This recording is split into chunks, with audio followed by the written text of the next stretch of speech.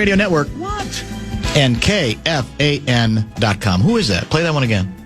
What? Play it one more time. What? I don't think I can identify. Is that Kessler? Waffle House. What am I supposed to do? That's Kessler. What? Yeah, I guess it is. That's good. When did you capture that one? It's a good one. October 30th, 2024. Seriously? It goes back that far? Yeah. But is it just recently captured, or have you had that all along? It's in the system. Tessie file. So is that a from us, or is that a Power Trip one that they use? It's from you. Okay. But clips by the Power Trip. But clips by the Power Trip. Yes. I don't remember that one. That's a goodie. I'll go with 2 minutes, 49 seconds past the hour, 3 o'clock Central Standard Time. Bumper to Bumper Show is on the air. I think it's a full 3.5 hour program today. Full tour. Brett Blakemore is in that chair. The host of the program is a former Inkster and Wretch newspaper of the Twin Cities. My name is Dan Barreiro. Guardsy is, I think, in Lawrence, Kansas. Gopher women taking on KU. I think we got that established yesterday. KU, even though apparently there's signs on campus that also say University of Kansas.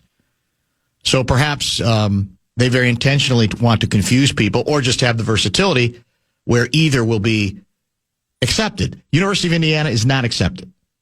I've had to teach people that and remind them of that, because this year people are actually talking about Indiana University because of the state of the football program. Not familiar with that state. Certainly when I was there, it was not quite as good, but that's where we are now. And there's still a lot of people who want to call it the University of Indiana. It's not. It's IU. There's a reason they put those letters together, and the I comes first. So let's just, I think Glenn Mason, our in-studio guest between 4 and 5, knows that. I'm sure we'll talk more Hoosiers with him. We'll talk Golden Gophers with him. Big game this weekend at Northwestern University. In addition to Mace between 4 and 5, we've got Kessler in studio. What? 5:30. And coming up next segment, by phone, we have Tom Crean, who now, of course, has become a big-time analyst on many Minnesota Timberwolves TV broadcasts, and has been a friend of the show for quite some time. So Crean will join us in about 10 minutes or so. It's on now. Most of you, I'm sure there's been a lot of conversation about it today, that there's been an interesting exchange exchange is the wrong term. I guess I should just lay it out in the order in which things happened if you have not actually been paying attention. Chris Carter, who joined us Monday, had offered up a kind of snarky response to, I can't remember the name of the individual who tweeted out, praise of the JJ clutch gene after playing very poorly through most of the game, getting on target enough to give the Vikings, however briefly, the late lead. And Chris Carter, who was at the game, responded with, "Did you watch the first 59 minutes?" And then Carter also, I believe, added a thumbs down emoji. At which point, and I didn't know this when we talked with Carter, I had no idea about this part of the story.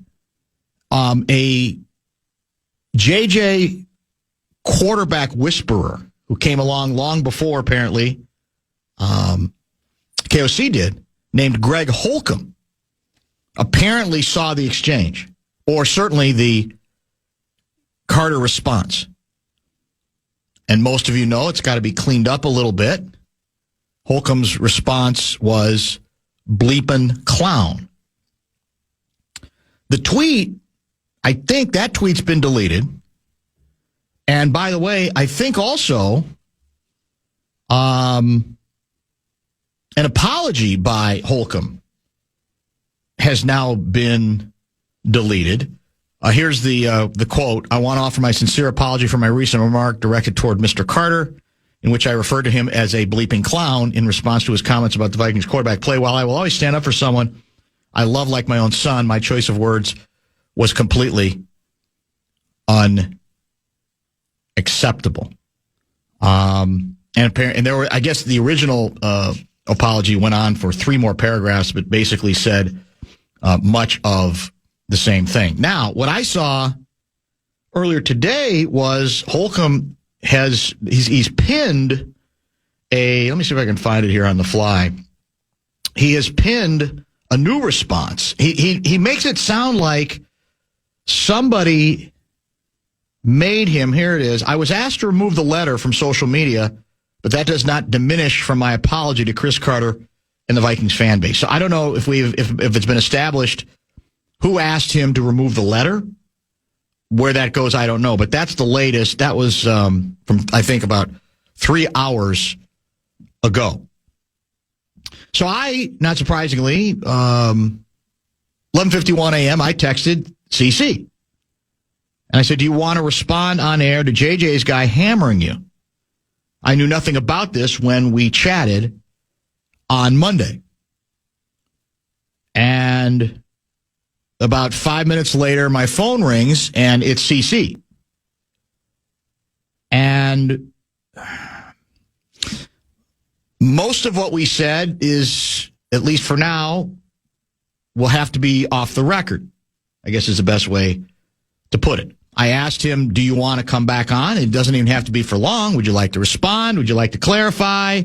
Would you like to do whatever you want to do? Because, in fact, I saw there were a lot of people, a lot of Vikings fans who are mad at CC for what he said. Said, if you're a player an ex-player on the team, you don't do that. You don't pile it on. You leave it to the snarky jackasses who work at the Fan to do that kind of thing. That's not your job. You should have a little bit more empathy, and you got to have more support, et cetera, et cetera. I would argue that CC was stating the obvious. Anybody, with half a football brain would say, well, yeah, he's kind of right. I mean, it was a nice finish, but that in no way explains his performance over the course of the game. And it's Chris Carter, who's generally pretty blunt. He was very blunt even when he played, let alone now that he's not playing. But I said, you want to come on and explain yourself? And by the way, I should add, when Carter was on with us, I thought he was very nuanced in what he said about JJ. He was critical at times. He was pointed at times, but I don't think he was throw out the baby with the bathwater. He didn't say bench him. He didn't say give up on him.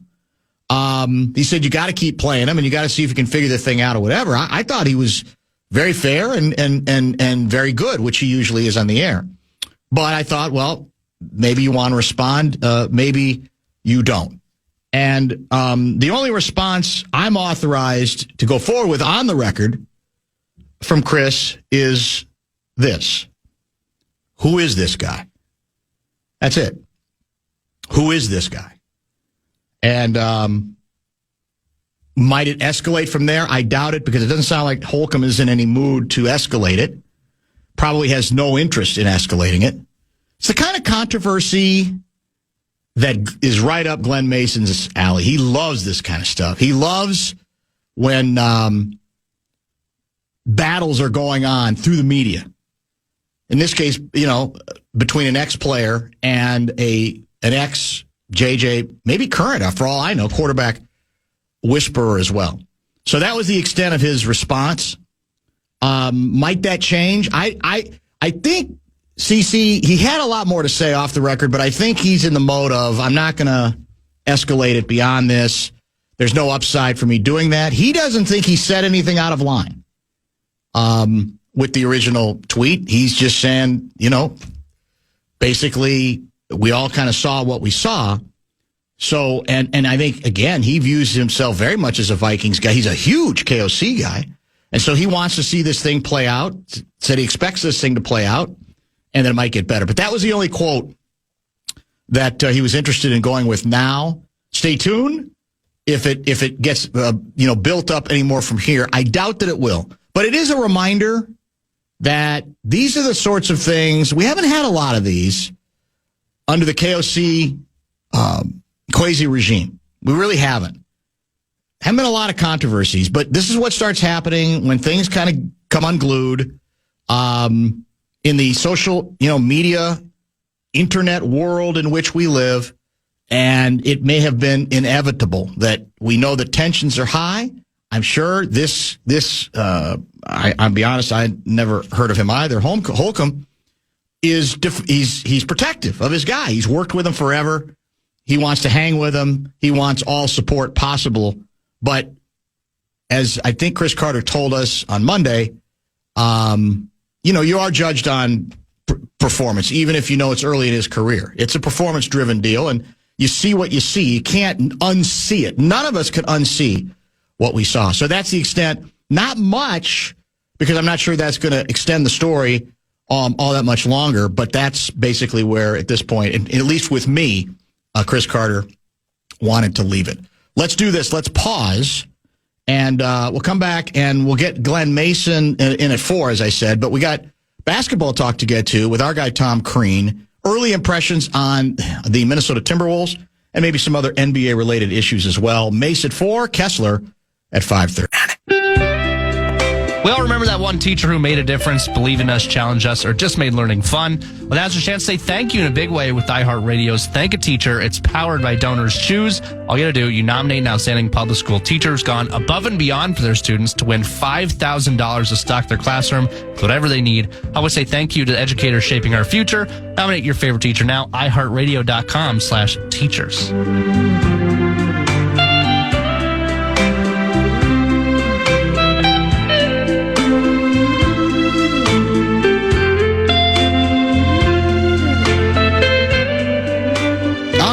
Indeed, time to catch up with our old friend Tom Crean, former college basketball coach, now big-time college basketball and pro basketball analyst as well, and working a number of Wolves TV games, and was just in town, I believe, as recently as earlier this week or late last week. He joins us via the Connecticut Water Systems hotline. You got out just in time before the cold. I mean, that was and now you're back in Florida, I assume, right?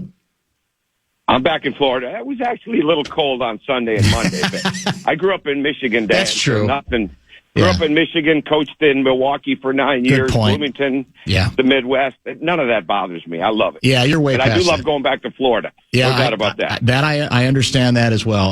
There are a lot of people. We have several guests who are in that mode, including former Minnesota North Stars general manager Lou Nanne, who now actually spends more time in Florida than he does up here. So I think we got our listeners. Where does he live?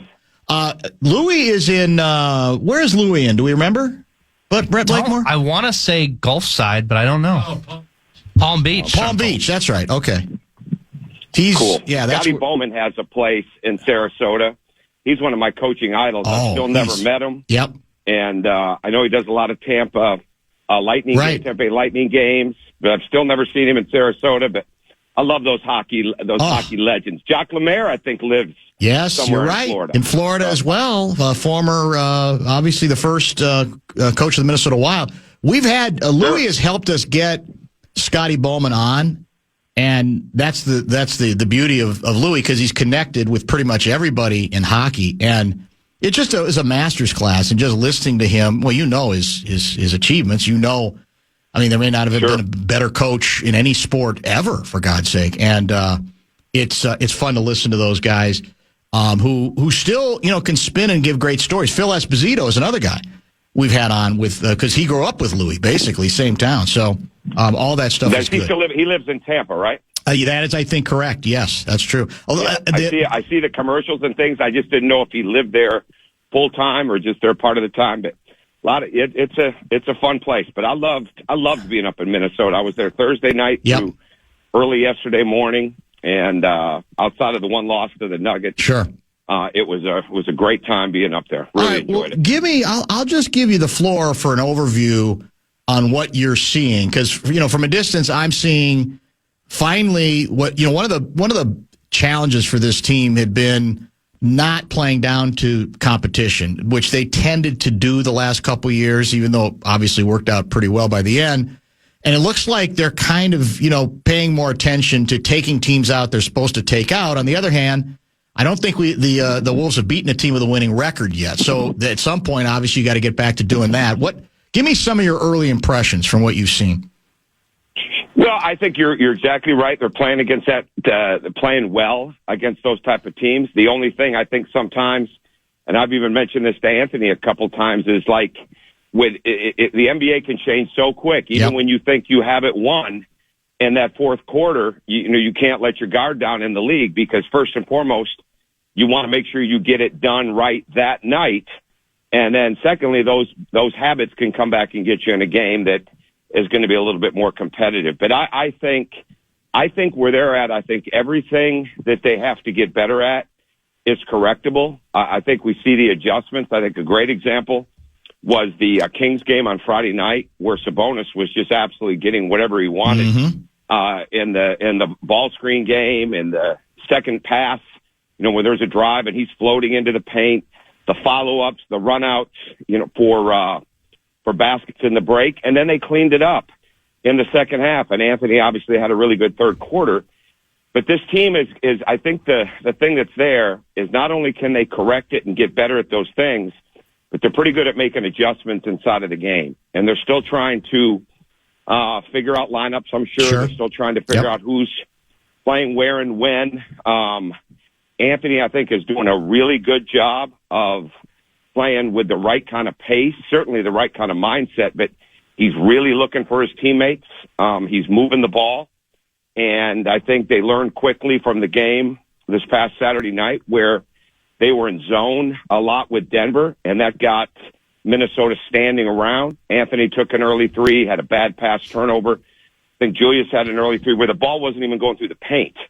So you can get better at those things too, whether it's man or zone. So I don't see any glaring weakness that can't be corrected. Now, on the flip side, got to get corrected. They've got to be better in transition defense earlier. They can have better starts by being more efficient defensively, getting out and running, because they have an outstanding running game, and they're way up, especially in the last 5, 6, 7 games when it comes to efficiency, not only in isolation and in the break, right? Like they're getting out and they're playing. And so I think they can do a lot of different things. I think they're going to get better defensively. I don't think there's any question about that. I think they can. But I think once the transition, taking care of the ball, those type of things. And then I think the next thing for Anthony is going to be helping with his shooting, because he's certainly attacking the bucket, making plays, doing those things. As the ball moves a little bit more, he gets off the top after he starts the offense, then he'll get his catch and shoots back a little bit more. But I think the team they're capable of going on big runs. I mean, I don't mean just big runs in a game, but runs where they can get into real winning streaks. Let's stick with Anthony for a second, because the decision was made right before the season, very abruptly. I don't think anybody saw it coming. I don't think Mike Conley, quite frankly, saw it coming until they approached him. But you know how Conley is. I mean, he's a team player. He's going to handle it. But the decision was made to put Dante into the starting lineup. And part of that was we can manage, the head coach saying we can manage Conley's minutes more easily. May well be he still finishes games, but that's the way we want to do this sort of thing. And I viewed it as, okay, you can do that.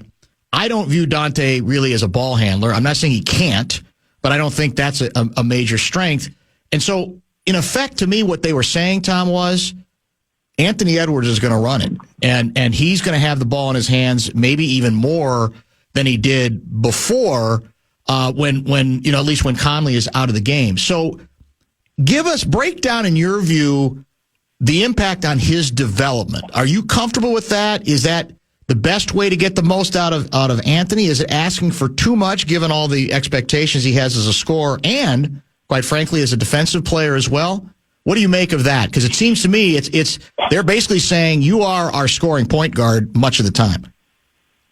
Well, a couple things. Let's start with Mike Conley. I didn't realize he's 38. I think the guy's going to play till he's 42, 43. Right. Yep. He's nowhere near being done. Such a great attitude, and I've known him for a long time, so it was great to connect with him back in there. But the attitude, the energy, it's just that presence alone, whether he's starting or coming off the bench, is good for everybody else out there. And for Anthony, right? Because it's a calming influence. Now, with Dante, I think he's been playing better. I think Dante started to play better when Anthony was out. I think Nas over the last 2 games has shown what he's capable of. And to me, not even taking the X's and O's. I thought Elston Turner had a great point at the time where he said the ball was finding him because the ball was really moving. Well, I think Nas is playing more athletic. I think he's playing lower. I think the burst is there. I think he's looking to attack. You know, a lot of times for a guy like Nas, the difference between success and not being successful is about a 1-inch bend of your knees, right? And that's what he's doing, right? He's down low, catching the ball. He had a deep 3 the other night in the corner. Unbelievably quick release. Well, he never had to get down to shoot it. So I say all that because when you're Dante or you're Mike or you're Anthony, the more the ball moves and pulls the bigs out of the paint, the better it is for your game. And see, like Anthony right now, the free throws, he had 12 free throws on Friday night in the game, 8 of 8 in the second quarter. He's getting to the rim. Denver game, third quarter, getting to the rim. That's the progression of his game, reading and seeing. We did a little breakdown of it where we showed, okay, here's where his eyes are. Here's where his eyes are moving. Here's what he's locating. Here's what he's waiting to see happen. See, that's all great point guard skill. So I think that of your question of development, it's totally good for him. It's because he can do so many things, and the ball will find him. Right. I think Dante can make plays. He can come off the screens. Yep. He can deliver the ball. Obviously, there's going to be people that try to attack him defensively, but the more that Anthony brings it down, and again, when you're playing free and you're in the break and or on a turnover, it's a totally different deal. But when the ball moves, getting him off the top into the high wing slot area, even at times in the corner, is going to create more movement, get him into some long closeouts, or they're going to be late, and he's going to get more catch-and-shoot threes. I think that's the only thing. He's not open very much right now. I mean, they're really able early on to build their help around him, and he sees that help, which in his growth process, he's not forcing, right? And when he was younger, he would take those shots. But I think the more the ball moves, the more he gets off. That'll be the next big part of that offense. And then the ball finds him. They're never going to leave him.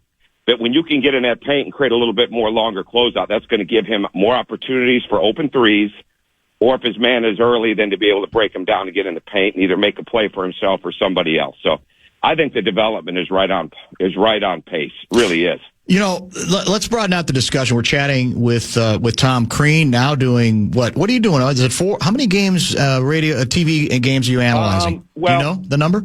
Well, I'll be at ESPN all next. No, there's not a number. This all came up late. You know, yeah, that's right. Yep. That I was on your show is when it got finalized, and then after that, it came up with doing Milwaukee Bucks games in the same way. So I did the previous weekend. I did 2 Bucks games and was actually. I ended up doing the Marquette, Indiana game on a Sunday in Chicago on ESPN at noon because Corey Alexander had gotten stranded in Atlanta, and they knew that I was actually in Milwaukee. And fortunately, Larry Holm and Norby Williamson at FanDuel Sports Network allowed me to go to Chicago because there was nobody else. I think the nearest person somebody lived to do the game was 4.5 hours away somewhere in Iowa. And they allowed me to go up and do the game, which was great. I mean, I didn't have any notes or anything like that, but at least I knew the teams and prepared as quick as I could, and then come back and finish the Houston-Milwaukee game, which was a fun day for me. That's a big time. And then the 3 Minnesota games. So, like tomorrow night, I'll do Milwaukee from home, my home studios, and now I'll start doing games remotely. And then I think early December are my next Timberwolves games, but they'll be from here. That's great. So hopefully there'll be more trips up there. But originally this was set up to do them remotely after the initial trips up. Yeah, exactly. So I know you still got a lot. Whether you're doing them here or in your studio, you got a lot more games to do. And I didn't realize you're doing the Bucks. That'll be fun, as well. Yeah, that all came up after we talked last. That's all good. Yeah. I'll do a Bucks game tomorrow night and Saturday. And then ESPN, I have a contract with NBC. So. Unfortunately, I wish my stuff was spread over 12 months a year like coaching is, but it's not. So it's intense. It's going to be a mad dash. Yeah, but I'm excited for it. Yeah, I know I'm learning so much. It's unbelievable. Well, it's unbelievable what I'm learning about the NBA. You got a lot. You got a lot to offer too. That versatility speaks well for you as well. Whether we're talking about college or pros. I wanted to broaden it out because a name that is already coming up, not necessarily for here, but it's going to come up any place where there might be a perception that there's a need for some help at point guard is Ja Morant, obviously. And I'm fascinated by what he represents because we all know how ridiculously explosive at his best he can be and was at one point. We also know some of the other history that's gotten in the way. We've seen what's happened early this season as well. And in general, I don't know if you want to speak to Ja directly or even more generally philosophically, the ongoing debate for personnel managers, for general managers, for coaches, when it comes to the idea of balancing out talent and what you think, if we get them, what we could do with them, get them in a different environment and everything's going to be perfect. And you balance that with, but wait a minute, what are we setting ourselves up for? How dangerous of a situation is this given his past? So how do you do that balancing act when it comes to, because talent is always going to get or not always, but most of the time is going to get another chance, sometimes 3, 4, 5 chances. Yeah, he's playing like an enigma right now because it's really hard to figure out. Obviously, he's hurt right now, but it's really hard to figure out where the mindset is because when I watch him play, I see a guy. He's never been shorter on his jump shots than what he's been earlier in the season. Yeah. Playing with great frustration, and now again, he's not. I wouldn't say he's playing selfish because there was a situation a few games ago where he made a pass. It was a turnover. He had maybe some body language with that, but then he comes right back down and he delivers 2 assists. So it's not like he's hunting, forcing shots. They just don't look like they're going in. But in answer to your question on the bigger picture, I've talked with Anthony before over years about, ideas on different players and things like that when things have come up. I did not bring up anything about this one to him or haven't at all. And didn't see any of it's not like there's anybody there I'm going to ask that question of in Minnesota. My opinion of that is this. Anybody playing in an environment with Anthony is going to automatically go up energy-wise, confidence-wise, having fun-wise, exponentially if they're there, right? So like Ja, we know he has that in him. Here'd be my biggest question for the Timberwolves. I wouldn't move Naz Reid. I know that. Right. I wouldn't want to move some of these guys that you've got that are inside of this program. And maybe, people obviously get paid to make those decisions and look at the numbers and things like that. But you've got a chemistry. I certainly wouldn't move Jaden McDaniels. There's no way. It would take something stellar, which I don't think that is. And this is just my opinion, and I hope that's what I'm looking for. This is not speaking on behalf of anybody, but my opinion. I wouldn't move any of that group to get somebody else in there, whether it's Ja or maybe other players that are like him. Now, there's some other superstars you could get someday for that. That's another story. Sure. But there's a chemistry in there. Anthony loves playing with those guys. They love playing with him. And one of the hardest things to get in the NBA, and you know this and your listeners know this, it is to get synergy. It is to get chemistry. It is to get people that really enjoy playing with each other. And here's the problem. The best team in the West right now is an obvious sign of a team that does that. No like question. Those guys really play well together, right? Like they complement each other so well. And so you're not just playing against a talented Oklahoma City team, and I'm sure they have their issues and things like that too, but it looks like they get over them quick. The thing with Oklahoma City, you're playing a team that is tremendously together. And so if you're going to challenge to win it all, you got to have talent, but you better have some real synergy and chemistry. Now, that doesn't mean that the Timberwolves couldn't make a move for somebody, but I'm not sure that I would be messing with that core of that young group. And why would somebody not want to trade for somebody in that core? Because they see it too. They see how good. It's crazy I didn't realize how many NBA personnel, assistant GM, scouts, people like that get there so early for the games. And I knew scouts got early to the college games. It's the same way in the NBA. There's so many people there evaluating the games, the teams, the players, the early warm-ups. We're talking about the guys that come out first 2.5 hours before the game, you might have half a dozen to 8 NBA teams personnel sitting there watching those. So they're always evaluating everything. But I love where the Timberwolves are going with this. I really do. It sounds like you're saying, because one of the things that have come up, whether it's about Ja or any other guy who's identified as a guy who has the ball in his hands a lot, the question I would get via text is, well, wait a minute now. You got, the Ant's got to have the ball a decent amount. Randall's got to have the ball a decent amount. So would there even be room for another guy who needs the ball a lot, even if he would add, another layer to the talent level? Would that part of it concern you, or do you have enough faith in certainly Edwards' ability to figure that thing out where you don't think that'd be an issue? No, I look at it differently. Yeah, I don't look at now. Selfishness is another story. True. People that want the ball, but that can also have proven they can play without it. And that's why the catch and shoot is such an incredibly valuable thing, because not only you get the catch and shoot, but you create the long closeout, and now you're keeping the game going. You're driving to the paint. I think the harder part for anybody in that situation is your bigs. And that's where it's been an adjustment, obviously, over time. They're still always working on it. When you have Rudy, you have to keep making sure you're utilizing him. That's true. But at the same time, there's enough space to get into the paint, right? And I mean, look at Jokic the other night. Jokic just kept stepping outside more, like obviously runs the floor, gets in the paint, can deliver the ball, but he's also stepping outside to shoot threes. Well, that's not what Rudy's going to do, right? Rudy's not going to step outside and pull you out like Jokic does and be a threat. So, like, you're always, when your fives are not, and Julius is different when he's playing the five, or Nas, but when your fives are not shooters in this modern day NBA, the space is always up for grabs, and you have to keep looking for ways to get that space to open up the paint. And it was almost interesting last night watching Utah play the Lakers.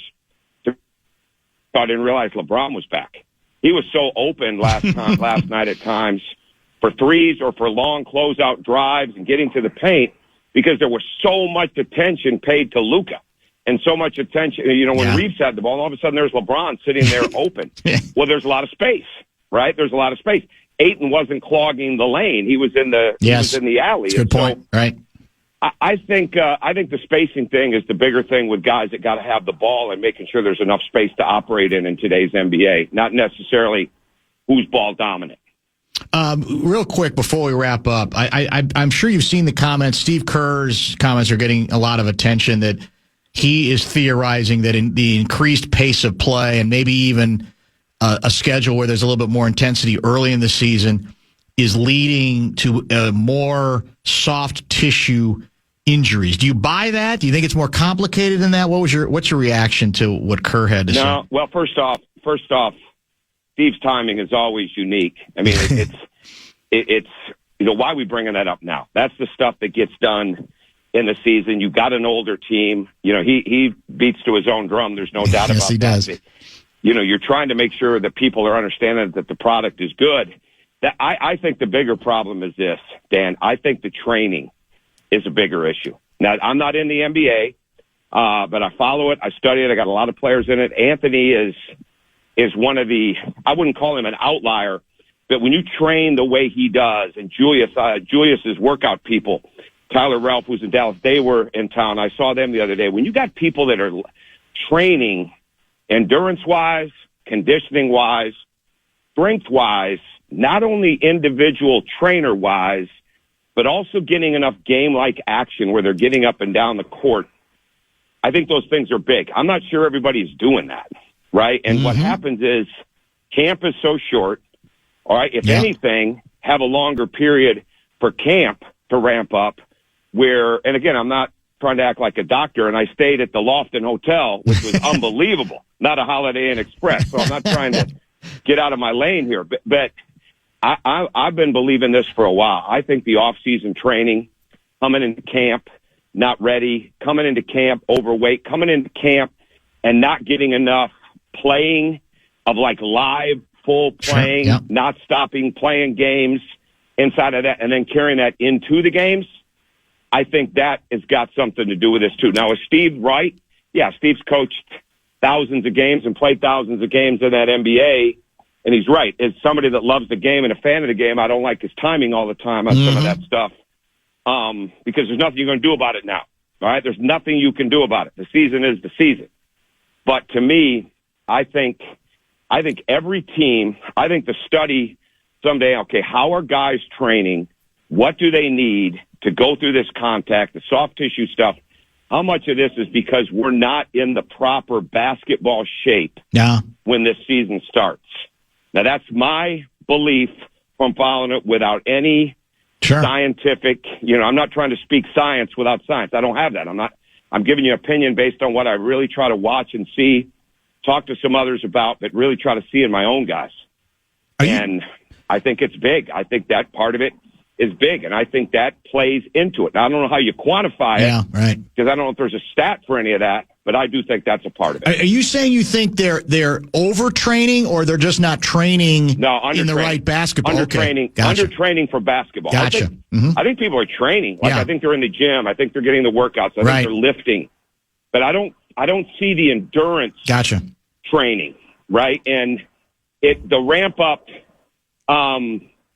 I've said this on your show before, but Dwayne Wade was unbelievable at this. He learned that you had to have a really good balance of working with a trainer, but also with a basketball coach on getting true basketball training. Now, there's some overuse, with younger people. I totally believe that. But when you're talking about NBA people, I'm not sure they're set for the duration and the durability that they've got to have to go into these games. And if anything, if I was commissioner for a day, I'd fight who need to fight to make sure that the camp wrap-up gets a little bit more intensified and there's a little more time for these guys to get ready to play the games, even if it meant a few more exhibition games or relax some of the rules. But you're the first one that's asked my opinion, so I'll have to leave it at that. That works for me. We're against the clock, and you probably got things to do. Hell, you probably got another game to study for on the basis of your schedule these days. Well, I do. Yeah, that's Countdown Live at 6 o'clock my time, so I'll be on there answering some questions. We appreciate you. We'll be in touch soon. Thanks, Tom, as always. Anytime. You're welcome. Much appreciated. Tom Crean, man, busy guy, college, pro, not just the Wolves now, doing the Milwaukee Bucks. It's good to be Crean. And nobody enjoys it, obviously, and lives the game of basketball quite the way he does, that's for sure. A guy who lived the game of football is going to join us at the top of the hour, Mace in Your Face. We got one more segment to get to before then. Don't forget Kessler in studio at 5:30. It's a Wild Wednesday here on KFAN. We're taking your talkbacks for tickets all day long. Just use the talkback feature on the iHeartRadio app. Tell us who you think is the most important player on the Minnesota Wild roster. Send us your talkbacks until 5 p.m. today for your chance to score tickets to tonight's game against the Hurricanes. Full info, KFAN.com. Keyword contest. Make it stop, please. Please make it stop. But it's not going to stop, is it? Have you seen the latest comments from J.J. McCarthy? I've skimmed them. I just don't even know where to begin. The premise seems to be that he's learning a different style than what he grew up with, which might well be true. It's very new. Coming in here, I was taught how to play quarterback in a very different way. And that's expected going into the league, going into any new team, any new system. But at the end of the day, it was really just the injuries that I felt like took away all those reps to make those a habit and make them concrete. So he's following up with the settling concrete imagery, which we got from the head coach yesterday. Then there's this. You're rewiring neurological pathways. And that's not something that happens overnight. What are we doing? None of this stuff, oh my God, helps his cause at all. Just go play. Just get better. Just keep working it. Keep making mistakes, but trying to learn from them. Remarkable. Absolutely remarkable. The Bradshaw and Bryan KFAN text line, as always, is open at 64686. Let me reboot it because it logs us out sometimes. So I think there's a lot of stuff that we, the first text, new text to come in, you can blame Holcomb for that. Maybe you can. I don't know. Holcomb, again, is Greg Holcomb, who apparently was the former quarterback whisperer for J.J. McCarthy. He's described as the private position coach for Holcomb. The private position coach. I think he's based in Chicago, if I'm not mistaken. I'm not sure. I'm sure Mace might have an opinion on private position coaches, and I'm sure sometimes they help the cause. Sometimes I wonder if they indeed hurt it. I'm not exactly sure. Let me read that one again. Where did it go? Where's Ben Gessling? That's where I saw it from. Ben Gessling, X. Got to be here somewhere. There it is. You're rewiring neurological pathways. And that's not something that happens overnight. So you're just understanding, giving myself that grace, that patience. Might not have it today, but it's something I'm going to continue to strive after day, rep after rep, I should say, and get to the place where, want me to be. I don't remember a word about neurological pathways when Dante Culpepper came aboard. Actually, I don't even hear it. I don't even remember when Christian Ponder did, but maybe my memory's not very good. I'm not sure. It's the effort. I think there's just a lot of ways where you can, even if you think you're doing your quarterback a favor, you actually, in a public sense, work against them. I was talking to somebody about this the other day who shall remain nameless. Regarding, we've discussed it before. All the stuff we've heard about leadership, toughness, that all sounds good. But first, what you got to do before you can sort of burnish your image in that sense is you just got to play more often. And you just got to play better. And then that stuff's going to come. But it's almost like we're built. It's in reverse. The whole problem here, and this is largely because he was hurt as long as he was, all of last season and much of this season it's like we're trying to build the myth first, the mythology around him before he's done anything that could be even considered borderline mythological. That's the part that makes no sense to me. Let it breathe. Before we try to assign all these qualities and anybody would want to play for him and he's got this and he's got that, just complete the next 5 throws in a row. That's all. That's all you need, I would say. Are you familiar with the term neuroplasticity? Mm-mm. It's the learning to rewrite your neural pathways is a process called neuroplasticity, which involves... Is it a procedure? No, it's not. Oh, or is it? It's a series of habits that you somehow. It's literally forming new neural connections and strengthening or weakening existing ones through new experiences or consistent practice. Basically, you just have to practice it. I guess you do. Tom from Savage, neurological pathways are not easily correctable. Well, you seem to be saying the same thing, so that may well indeed be true. What does one have to do? What does one have to do with the other? Dan, hasn't science advanced since then? Technology? Any opportunity to bash JJ? That's Dave from Fargo. All I can do, Dave from Fargo, is respond to what's put in front of me. And you can believe this or not believe this. There are a million football people out there who are rolling their eyes at some of this stuff. They just are. So if it hurts your feelings, I'm sorry it hurts your feelings. It's not about bashing anybody. I got up today not knowing what was going to be said by the head coach and what was going to be said by the player. I have no control over that. Do I? I don't think. Neither does Chris Carter. If he goes to a game and he doesn't play very well, he's supposed to ignore the fact that he wasn't very good for 59 minutes because he used to be a Viking? What are we talking about here? I've got too many people who watch the game seriously enough that they don't want sugarcoating. They actually prefer that even young players get challenged a little bit. Doesn't mean you give up on them. Doesn't mean you cut them. But that's really what we're dealing with right now. Great opportunity this Sunday to take care of business against your club and completely change the narrative, as they like to say in the business. It's all it takes is one game on the road. And you got all your built-in excuses because you got an injury list as basically as long as your right, left hand, and right and left foot. As long as Dante Culpepper's fingers. We found out yesterday. That's true, too. That's as long as the Vikings one is. Let's do this. Top of the hour pause. We'll get Mason here. We'll talk some college football. I'll get his feeling on the whole J.J. McCarthy phenomenon here and how he tended to try to deal with quarterbacks who were struggling a little bit. What his approach was. Was he tough love guy, sort of like Ben Johnson is in Chicago, or was he more nurturing, soft guy like KOC continues apparently to try to be?